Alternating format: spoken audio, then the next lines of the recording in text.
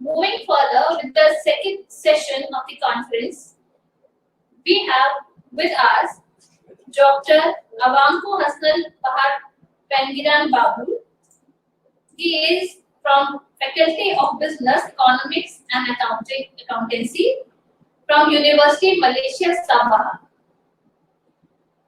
Dr. Bagul is currently working as an associate professor at Faculty of Business, Economics and Accounting and a research fellow for Borneo Tourism Research Center at University Malaysia Sabah. He was a visiting professor at National Changkung University, Taiwan, Tokushima University, Japan, and most recently National Institute of Technology, Fukushima College, Japan. He was the founder director of Eco Campus Management Center of UMS from 2013 till 2015 and the head of BIMP EAGA unit of Tourism Department. He is also the founder and the current editor-in-chief for both BIMP EAGA Journal of Sustainable Tourist Development and Journal of BIMP EAGA Journal Regional Development. He has a strong passion in promoting sustainable development in tourism. His experience in sustainability at policy development level comes from his previous role as one of the working group members of United Nations Sustainable Development Solution Network, Malaysia, and a member of the advisory board for International Sustainable Campus Network based in Zurich. His academic research project focuses on sustainability in tourism, development, capacity building, local community, and climate change. He is also a recipient of Innovative Teaching Award and Researcher of the Year Award, both in University Malaysia and Sabah. He has published more than 180 publications. He also received the Golden Globe Tiger 2016 Award, Social Innovation Leadership Award for Excellence in Social Innovations, and named 50 Most Powerful Impactful Social Innovator global listing by World CSR Day in 2017.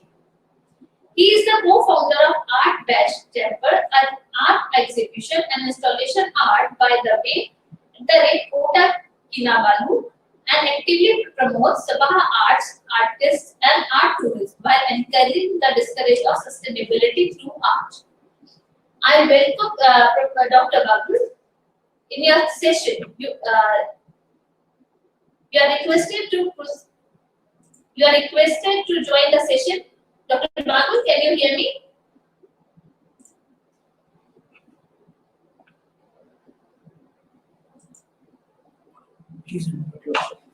Dr. Bagul, please unmute yourself.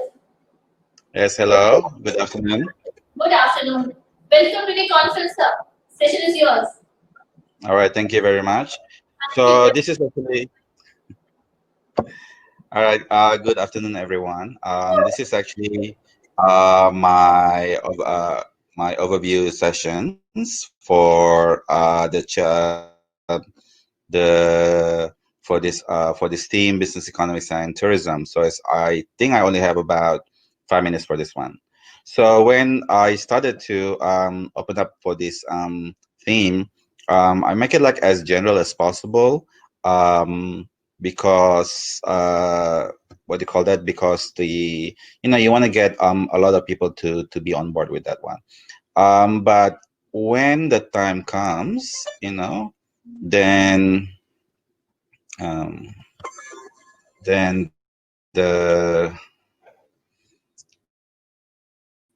what happened was actually a lot of the papers that we have is actually more on the tourism thing.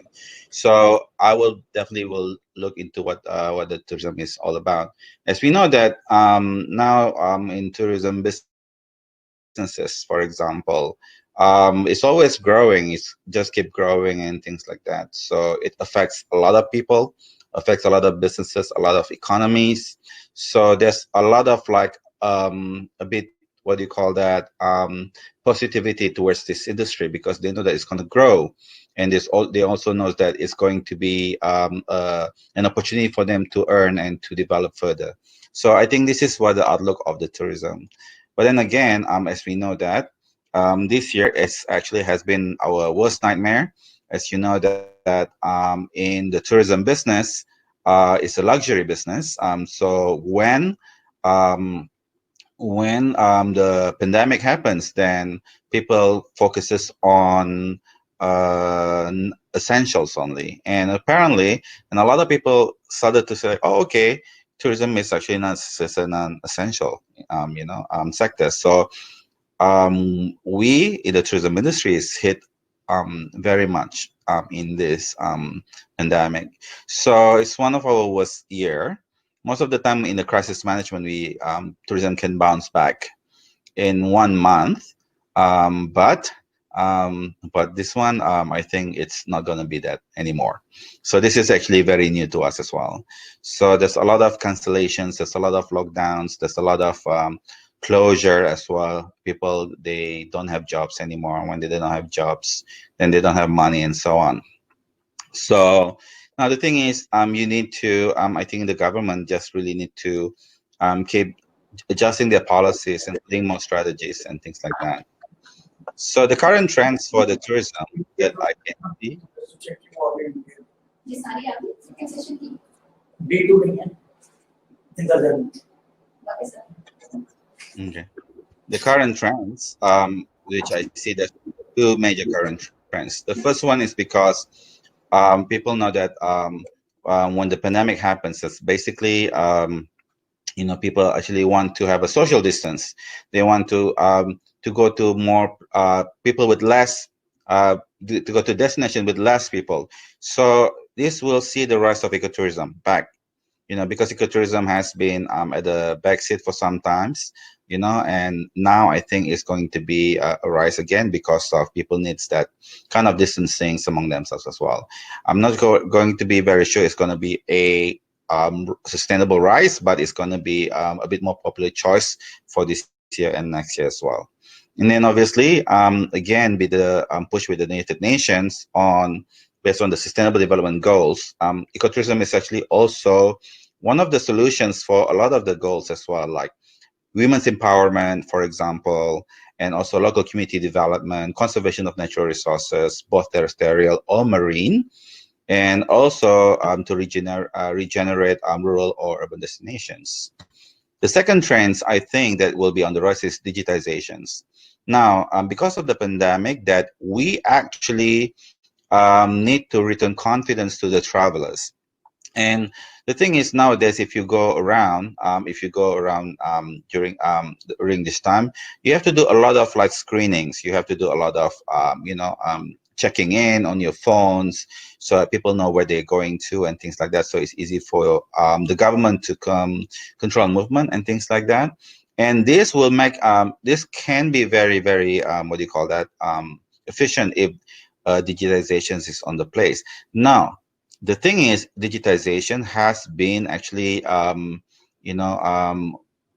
did well. Actually, they did well in the new Beijing Daxing International Airport. So this actually, the thing is that actually they have done it before. I think it will need to be trickled back to a lot of the countries in these regions as well.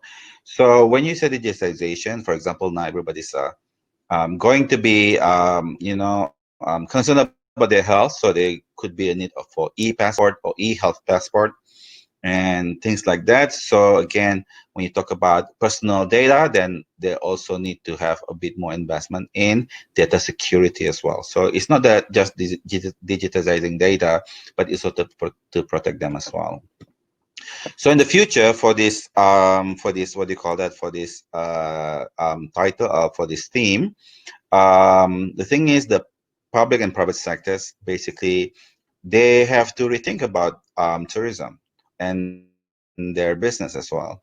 I mean, it's no longer that you want to kind of like do big or mass tourism, and I think that a lot of people are more concerned about their health, their well-being. So the way to go is basically is to become more sustainable. So again, before this, we always talk about climate change, and now we have the pandemic. So this is again is going to be a burden for more and more of this industry as well. Not a burden, but a responsibility. But you have to have more responsibility towards this kind of two issues too. So, and then the global health crisis, basically, even though it stops the tourism into a halt, but it actually gives like us some thinking, some time to rethink what is tourism going to be in the future too. So and again, you know, the public sector needs to be more innovative, but the public sector needs to be more supportive by giving them you know, like tax breaks or incentives and so on. And the private sector needs to be you know, needs to be more what do you call that, innovative in things like that. So I think that's my overview for the theme. Thank you very much.